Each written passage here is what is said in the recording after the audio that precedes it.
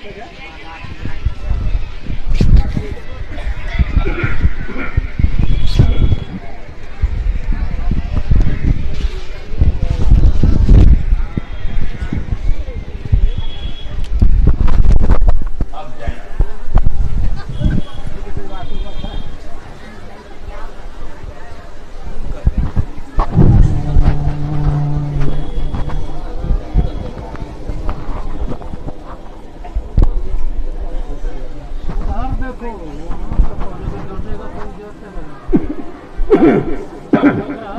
सदगुरु महाराज की जय। पूज्य रमन बाबा से आपसे निवेदन है कि इधर अब किसी को भी नहीं आने देंगे। पूज्य बाबा से सुने।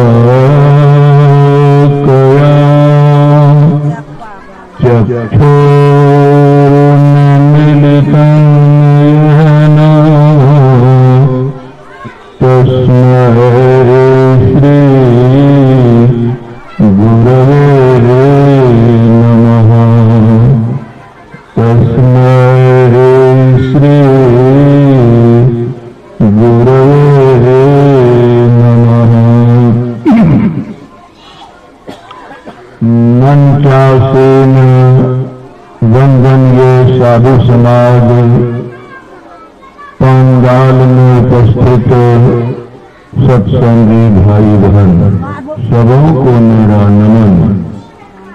आग्रह है कि लगता है पंडाल की दोनों तरफ हटिया लगा है, शोर गोल खूब हो रहा है।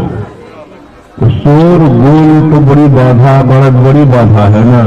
तो ध्यान देंगे, आना जाना बंद कर दीजिए। तो बरंडा पर तो लग गया, आना जाना बंद कर दीजिए। बच्चे को बोलना बंद कीजिए।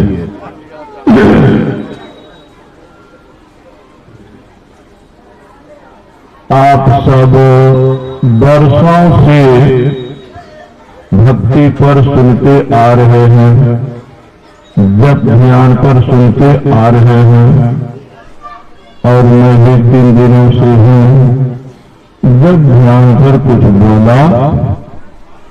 बोलने में यही बोला था, कोई भी कर्म होता है लाभ के ख्याल से, ना कि हानि के ख्याल से।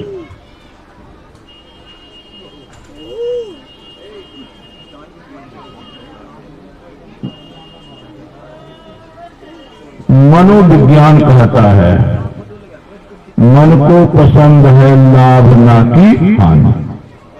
किसी भी काम को करते हैं तो पहले अनुमान लगाते हैं, अंदाज लगाते हैं, यह काम करूंगा तो इतना लाभ होगा, ऐसा लाभ होगा। जब लगता है लाभ होगा तब मन वह काम करने के लिए तैयार होता, तब आपका तन तैयार होता हाथ पर चलने। यदि मन को लगता है इस काम के करने से हानि होगी, तब मन उस काम को करने के लिए तैयार नहीं होता है। तब हाथ पैर भी नहीं चलते हैं। तो पहली बात हो गई, मन को पसंद है लाभ ना कि हानि। और दूसरी बात, जिस दिन मन को कम लाभ होता है ना, उस दिन मन खुश नहीं होता है, खुश नहीं होता। अगर उससे पूछेगा, कोई देखते हैं बड़ा आपका मन छोटा लगता है, सब क्या कहेंगे यार, कमाइए बढ़िया बढ़िया ने मन जितनी कमाई होती थी उतनी मन पर प्रभाव देखिए, कम लाभ होता है तो मन पर अच्छा प्रभाव। कहीं जितना अंदाज किए थे, कभी कभी तुकताल बढ़िया बंद और बेसियो, उस दिन देखिएगा खूब खुश। तो तब ऐसा कौन सा काम दुनिया में है जिसको करने से केवल लाभ ही हो और बहुत लाभ हो, हानि नहीं हो। जितने भी काम धाम लोग आज कर रहे हैं, देखने को मिला होगा कभी लाभ कभी हानि। तो मन तो चाहता है कि हम वो काम करें जिससे हरदम लाभ हो, हानि। हमारे सभी बिगड़े काम बन जाएं, बने काम नहीं बिगड़े मन में। ऐसा काम कौन है? ऐसा काम है परमात्मा की भक्ति। अगर कोई परमात्मा की भक्ति करता है तो उससे केवल लाभ ही होता है, हानि कभी नहीं। लाभ कम नहीं, इतना अधिक लाभ होता है, इसका लेखा जोखा। यह हम सुन लिए, मन ने जान लिया कि परमात्मा की भक्ति करेंगे तो लाभे लाभ है, हानि नहीं, कम लाभ नहीं, बहुत लाभ। ये आप लोग जुट गए भगवान की भक्ति में। अब एक बात तो, भगवान की भक्ति में खर्चा कितना पड़ता है, पैसे की पूंजी कितनी लगानी पड़ती है, परिश्रम कितना करना पड़ता है। एको रति परिश्रम नहीं, एको रति पैसा खर्चा, लाभ है। सुनो, बाप रे बाप, संसार का कोई काम करेंगे ना तो पूंजी लगेगी, परिश्रम लगेगा, अब तब कुछ होगा। भगवान की भक्ति में परिश्रम नहीं, पैसा नहीं, खाली लाभ। मन पर प्रभाव पड़ा तो हम लोग भगवान की भक्ति में जुट गए। अब तक हमने आपको सिद्धांत सुनाया, या आप लोग जो भक्ति करते हैं या प्रैक्टिकल प्रयोग में है। तो थ्योरी में जैसा कहा जाए, प्रैक्टिकल में वैसा देखा जाए तो कहेंगे कहा हुआ ठीक है। और थ्योरी में जैसा कहा जाए, प्रैक्टिकल में वैसा नहीं देखा जाए तो कहेंगे यह बात ठीक नहीं है। अब आप लोग हिसाब कीजिए, इतने दिनों से भगवान की भक्ति करते हैं, लाभ जैसा कहा गया है ग्रंथों में वैसा देखने को मिला कि कल मैंने योगक्षेम के द्वारा दिखाया था, तो तब नहीं दिखाई पड़ा, तो मरने के बाद दिखाई पड़ेगा वह लाभ। क्या? जप वाला लाभ, ध्यान वाला लाभ जब जीवन में आज तक नहीं दिखाई पड़ा, तो मरने के बाद दिखाई पड़ेगा क्या? कहेंगे नहीं, जीवने में। तो जीवने में कहाँ दिखाई पड़ रहा? मैंने कहा था ऋषि की वाणी 16 आने सच। हम ही आप कहीं गलती करते होंगे जिसके चलते जप वाला लाभ या ध्यान वाला लाभ सामने, वो कौन सी गलती है? सबसे पहली बात, प्रक्रिया को समझना है, प्रोसेस को समझना है, विधि विधान को समझना है। यानी जप करेंगे तो कैसे करेंगे, ध्यान करेंगे तो दीक्षा में यही सिखाया जाता है, इस नाम का जप ऐसे ऐसे कीजिए, इस रूप का ध्यान ऐसे ऐसे कीजिएगा, बिंदु का ध्यान ऐसे ऐसे कीजिएगा, नाद का ध्यान ऐसे ऐसे कीजिएगा। तो ये आपको फॉर्मूला सिखा दिया जाता है, आप घर में आते हैं करते हैं। तो जिसने शब्द ध्यान सीखा है वो करते होंगे शब्द ध्यान, जो बिंदु ध्यान सीखे हैं बिंदु ध्यान करते होंगे, और जो रूप ध्यान सीखे करते होंगे। भाव था हमारा करते तो होंगे। हमने सुबह कहा था कि छानबीन भी होनी चाहिए कि प्रैक्टिकल मेरा चल रहा है, थ्योरी में जैसा सुना था जैसा पढ़ा था वैसा आ रहा है कि यदि नहीं तो गलती। आइए, जप में क्या कहा जाता है? जप में।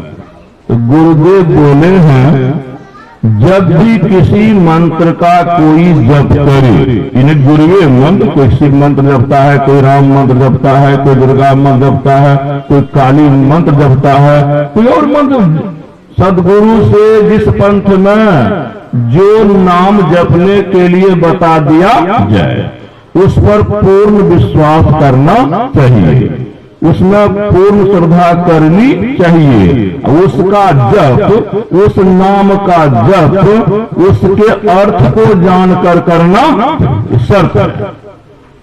राम राम कोई जपता है तो उसको पहले जानना चाहिए कि राम शब्द का अर्थ क्या होता है। कोई कृष्ण कृष्ण जपता है उसको पहले जानना चाहिए कृष्ण शब्द का अर्थ क्या है। कोई दुर्गा दुर्गा जपता है उसे जानना चाहिए दुर्गा शब्द का अर्थ क्या होता है। कोई गुरु गुरु जपता है तो जानना चाहिए कि गुरु शब्द का अर्थ क्या है। तो गुरुदेव बोले हैं जो मंत्र जपते हैं, जो नाम जपते हैं, उसका अर्थ जानकर जपें। एक शर्त। दूसरी शर्त गुरुदेव कहते हैं नाम का जप वृत्ति को, ख्याल को, मन को मध्य में रखकर करना चाहिए। कहीं मध्य में रखकर है, कहीं कहते हैं सुषमना में रख के जप करना चाहिए, कहीं शिव नेत्र को देखते हुए मंत्र का जप करना चाहिए, कहीं नासागर को देखते हुए मंत्र का जप करना चाहिए, कहीं भ्रुगुर मध्य को देखते हुए। शर्त है लगी हुई, दीक्षा देते समय नहीं बताया अलग बात है, हमने गुरुदेव के प्रवचन में पढ़ा है कि सावधानी क्या है जापक को। मतलब सातवीं आज्ञा चक्र को देखते हुए, नासागर को देखते हुए, शिव नेत्र को देखते हुए। शिव नेत्र को देखेंगे तो कितना बड़ा शिव नेत्र है, कितना बड़ा आज्ञा चक्र है, वो देखना पड़ेगा ना। आज तक तो जप किए होंगे, लेकिन शिव नेत्र को देखते हुए, भाई शिव नेत्र तो देखने में अभी तक नहीं आया है। क्यों? बहुत छोटा है। कितना छोटा? जितना छोटा लगभग कोई बिंदु होता है। बिंदु जितना छोटा होता है तत्काल मानिए उतना ही छोटा आज्ञा चक्र होता है, शिव नेत्र होता है, सुषमना होता है, भ्रुगुर मध्य होता है, नासाग होता है। पकड़िए बिंदु कितना छोटा। बिंदु अगर समझ में आएगा तब तो जो बात गुरुदेव को तो समझ में आएगी, क्योंकि जब तक विषय समझ में नहीं आएगा तो आप करिएगा क्या। पहले समझ ही तो भगवान शंकर बोले थे योग हीनं कथं ज्ञानम मोक्षदं भवति भो योगोपि ज्ञान ही नष्टो नो क्षमो मोक्ष कर्मणि तस्मात् ज्ञानं च योगं च मुमुक्षु दुर्मध्य से। भगवान शंकर एक जगह और कहते हैं भगवान शंकर नास्ति ध्यानं बिना ज्ञानं, नास्ति ज्ञानं बिना ध्यानं, ध्यानं ज्ञानं ध्यानं ज्ञानं च यस्यास्ति तीर्णस्तेव भवार्णव। क्या कहते हैं? योग के बिना ज्ञान नहीं, ज्ञान के बिना योग नहीं, ध्यान के बिना ज्ञान नहीं, ज्ञान के बिना ध्यान नहीं। क्या मान है? आप ध्यान करेंगे तो आपको समझना पड़ेगा कैसे ध्यान करें। तो समझने की बात ज्ञान, करने की बात ध्यान। साधारण उदाहरण देता हूं। एक आदमी को भूख लगा है 3 दिन से। क्यों? उसकी पत्नी नहरा चली गई है, वही बनाती थी भोजन। तो बेचारा को बनाने नहीं आता था, 2 दिन भूख से। ओ चेतन बाबा को तभी कौन बा ताली के बिना घर खाली बा।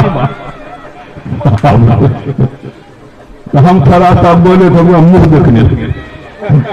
अगर काम की तो किसी ने कहा सीखे उसे नहीं थे, कभी चली जाएगी तो काम कैसे करेंगे। नो या तुमको सिखाते हैं। इतना आटा में इतना पानी, फिर उसको सानना, साना हो जाए तो चकला बेल्ला पर उसको बेलना, बेला हो जाए तो कौन सी किचोरा तवा पर रखना, इस तरह से करना।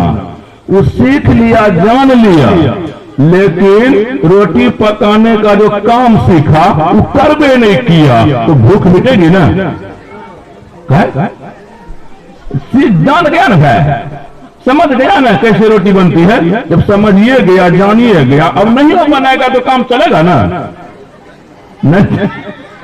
अच्छा, एक बात। दूसरी बात, नहीं जानता है रोटी कैसे पकाई जाती है, अपने मन से आटा ले लिया, कितनों पानी डाल दिया, कितनों बनेगा ना?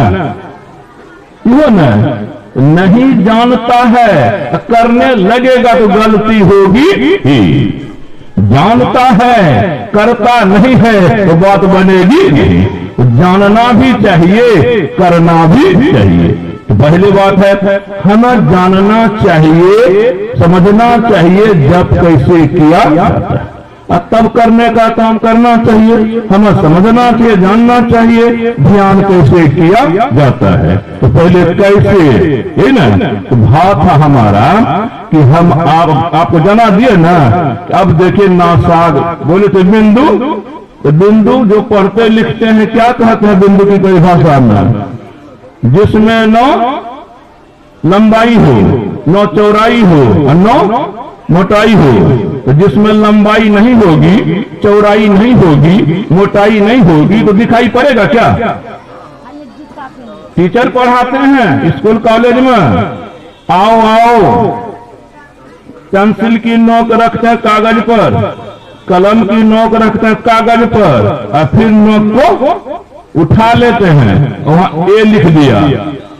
आदि मोहन, मान लो यह चिन्ह जो है क्या है? बिंदु। मान लो यह चिन्ह जो है बिंदु। तो विद्यार्थी क्या कहता है? माना तो उसको जाता है जो सामने नहीं रहता, तो सामने दिखाई पड़ता है छटका चिन्ह, इसको मानेंगे क्या? माना उसको जाता है कि जो सामने, मान लीजिए ये बूढ़े लाल कृष्ण आडवाणी, तो कहने का भाव है लाल कृष्ण आडवाणी, मान लीजिए कुछ आडवाणी से मिलता जुलता है, सही नहीं? कुछ आडवाणी से मिल गया तो क्या कहलाया? मान लो। सही आडवाणी नहीं, माना हुआ आडवाणी। अगर कहते हैं हमारे साइंटिस्ट कहते हैं मान लो यह पॉइंट है, बिंदु है। साइंटिस्ट कहते हैं हे भाई, बिंदु की जो परिभाषा है उस परिभाषा के अनुसार बिंदु जैसा होना चाहिए, वैसा बिंदु अब तक मैंने देखा ही। बिंदु की परिभाषा के जैसा बिंदु होना चाहिए, वैसा बिंदु वैज्ञानिक नहीं देखे। एक बात। दूसरी बात, वैज्ञानिक क्या कहते हैं? रेखा जो होती है ना, तो वैज्ञानिक कहते हैं हम लोगों ने आज तक रेखा की जो परिभाषा है उसके अनुरूप रेखा देखी नहीं। रेखा की क्या परिभाषा है बोलिए तो? सर पट्टे नहीं है, यही हमको दिक्कत आप लोगों के सामने है। क्या है? लंबाई तो लंबाई तो होती है, केवल लंबाई हो, चौड़ाई मोटाई। ज्योमेट्री नहीं पढ़े हैं क्या? पढ़े होंगे, भूले होंगे। केवल लंबाई हो, चौड़ाई नहीं हो। तो वैज्ञानिक कहते हैं कि रेखा की जो परिभाषा है उस परिभाषा के अनुरूप जो रेखा होती है, हम लोगों ने आज तक उस रेखा को, बिंदु को भी नहीं देखा वैज्ञानिक, रेखा से भी नहीं देखा। नहीं देखा तो नकली बिंदु को देखा, नकली रेखा को देखा। उसी नकली बिंदु, नकली रेखा से सारे आविष्कार वैज्ञानिकों ने किया, सारे इन्वेंशन वैज्ञानिकों ने किया है। जो असली रेखा मिल जाएगी उनको, असली बिंदु मिल जाएगा उनको, तब क्या कर देंगे? भाव था बिंदु ध्यान चलता है। दूसरा बंदर पहले समझेगा बिंदु को, तब न ध्यान करने वाला ध्यान करेगा और ध्यान बनेगा। गुरुदेव के प्रवचन में मिला, अभी मेरी उम्र 63 वर्ष की हो रही है अब तक मैंने बहुत वर्षों से दृष्टि साधन किया है, हमारी दृष्टि जहां टिकनी चाहिए वहां टिक चुकी है, लेकिन इतने समय में बहुतों को तो वह स्थान को समझ नहीं पाता है जहां दृष्टि टिकाना। अगर यह समझ भेद गुप्त पाना किसी ग्रंथ से है, लेकिन किसके द्वारा, किसको? जो इंटर तक साइंस कोर्स पूरा कर सका है उसको पढ़ाया जाएगा। अगर बैचलर का कोर्स समझ जाएगा, जो 5वां क्लास में पढ़ रहा है गणित का है ना, और उसको बैचलर का गणित पढ़ाइए समझेगा? अभी समझने की क्षमता उसको नहीं है, आगे पढ़ेगा क्षमता बनेगी। उसी तरह से दीक्षा देने वाले आचार्य जो कहलाते हैं वो यही पता नहीं लगा पाते हैं, जो दीक्षा की क्रिया में बता रहा हूं वह दीक्षा की क्रिया इसे समझने लायक नहीं है। जो काम नहीं होने लायक होगा हमसे, वो काम हमको दे दीजिएगा, होगा। यही सब तो भाव था मेरा कहने का। दृष्टि साधन करने वालों से, बिंदु ध्यान करने वालों से भाइयों भाग्यशाली है। लेकिन देखिए शब्द जो पढ़िए बोलिए उसका भाव बनता है कि नहीं? तो भाव था मेरा बिंदु, तब सही बिंदु कैसा है जिसमें लंबाई नहीं है, मोटाई नहीं है, चौड़ाई नहीं है। आप देखते हैं चित्र क्या बना दिया हम, त्रिभुज, उसमें भी वैज्ञानिक कहते हैं मान लो ABC एक, ये क्या बड़ा है तो मान लेंगे क्या जी? क्यों मान लो? त्रिभुज बना किससे? 3 रेखाओं से, रेखाखंडों से। रेखा बनी कैसे? बिंदु से। तो बिंदुए जब कल्पित है तो कल्पित बिंदु से रेखा बनेगी कल्पित, और कल्पित रेखा से क्षेत्र बनेगा कल्पित। भाव कहने का है अगर हम साइंस के विद्यार्थी जीवन में नहीं होते, साइंस टीचर 12 वर्ष तक नहीं रहते तो संत मत मानने की जरूरत। गुरुदेव का साइंस मैंने पढ़ा, फिजिक्स वाला लाइट, फिजिक्स वाला साउंड पढ़ते थे कॉलेज में, और गुरुदेव का लाइट पढ़े, गुरुदेव का साउंड पढ़े, आश्चर्य हो गया। अरे नन मेट्रिक बुढ़ा, एवरलास्टिंग लाइट, एवरलास्टिंग साउंड, लेकिन फिजिक्स वाला एवरलास्टिंग नहीं। तो हमारे पढ़ने का स्वभाव था पहले, मैट्रिक तक तो जनरल कोर्स होता है, इंटर में जाके कोई आर्ट्स में जाता है, कोई साइंस में, तो क्या पढ़ना था? आर्ट्स में क्या है गॉप सॉप काली और कुछ नहीं, और साइंस पढ़ेंगे तो कुछ जाने आने, और साइंस पढ़ते पढ़ते तो मेटा साइंस मिला नहीं बड़ा बना, और तू क्या पढ़े क्या करेंगे? ये ना पढ़ेंगे, पढ़ने में लगे हैं, लेकिन 5 बरस पहले तक खूब प्रवचन किए, खूब समझाए, तो हमको चोट लगती थी। जो बात हम औरों को समझाते हैं वो बात हम समझते हैं तब ना, औरों से करने के लिए कहते हैं हम करेंगे तब ना। जो लाभ जब ध्यान के हैं ये लाभ बहुत कम हमको मिलते थे। चोट लगी, पार ब्रह्म परमेश्वर गुरुदेव मिले, सहायता करने वाले, साधना समझ में आ गई है और अच्छी बात है, फिर भी प्रगति क्यों नहीं है? गुरुदेव के जितने प्रवचन छपे थे सबको जमा किए, पन्ना पन्ना पढ़े, जीवन भर में जप पर जो कुछ बोले थे, ध्यान पर जो कुछ बोले थे, सबको अलग किए, तो 50% हमको समाधान मिल गया। इसके बाद जो जीवन और साधन करके मोक्ष पाए थे, ऐसे साधकों के साहित्य को पढ़े, वो बाकी पूरा हो गया। लेकिन करूं क्या? बड़का बढ़िया समय तो पहले निकल गया, गर्द ले फरने में जो बचा है उसमें जितना सख्त करते हैं। वही बात आपसे कहते थे, गुरुदेव कहते जप करो लेकिन उसका अर्थ जान कर, जप करो दिशा ठीक करके। दिशा किधर? आज्ञा चक्र की तरफ। आज्ञा चक्र क्या दिखाई पड़ेगा? सूक्ष्म है। आज्ञा चक्र जिधर है, नासाग्र जिधर है, सुषुम्ना जिधर है, शिव नेत्र जिधर है, उधर ख्याल को रखते हुए उधर मन को रखते हुए जप कीजिए, आपको रजोगुण परेशान नहीं करेंगे, आपको तमोगुण परेशान नहीं करेंगे, आपको सतोगुण देगा। इसी सब है तो बात। अब सब एक शब्द का अर्थ, गुरु शब्द का अर्थ क्या? अब राम शब्द है, राम शब्द का अर्थ किसको कहते हैं? अर्थ का भाव क्या है? हाँ भाव, अर्थ को मैं दिखाता हूं किसको कहते हैं। शब्द में बोलता हूं लोटा, लोटा बोला, लोटा हमरे मुंह से निकला, आपका कान सुना क्या? शब्द। कान से क्या सुनाई पड़ा? शब्द। लोटा शब्द होता है कि कोई चीज होता है?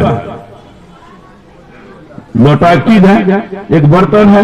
लोटा हम बोले, लोटा आप सुने, लोटा का रूप जैसा होता है वैसा रूप अगर मन में बने, दिखाई पड़े, उसी को लोटा शब्द का अर्थ कहा। अर्थ का भाव है जिस चीज के लिए जिस शब्द का प्रयोग होता है, उस चीज का रूप, उस चीज का भाव मन में अगर बन रहा तो समझ गए, नहीं बना तो नहीं समझे। इसीलिए कहे अब गुरु शब्द का अर्थ हम लोगों को है, गुरु शब्द का सीधा अर्थ है क्या? परमात्मा। गुरु शब्द परमात्मा का नाम है, नाम है। नाम जो होता है वाचक होता है और अर्थ जो होता है वाच्य होता है। भाव है कि आप अगर गुरु गुरु करते हैं तो परमात्मा का जैसा स्वरूप है वैसा भाव यदि मन में बनता है तो आपका मन लसक जाएगा, कहीं नहीं भागेगा, कहीं छिड़ियाएगा। यदि भाव जो है ईश्वर स्वरूप का वह यदि नहीं बनता है, देखते कर छिटकते रहता है मन, भागते रहता है मन। शायद घड़ी बोलिएगा तो क्या मैं विश्लेषक हूं, किसी शब्द का विश्लेषण करता हूं। अब विश्लेषण इसलिए करता हूं कि आपके मन मस्तिष्क में तो छाप बन जाए। लेकिन आज अंतिम है, बहुत बाबा है, पूज्य बाबा है। लीजिए आज इतना ही। श्री सद्गुरु महाराज की जय।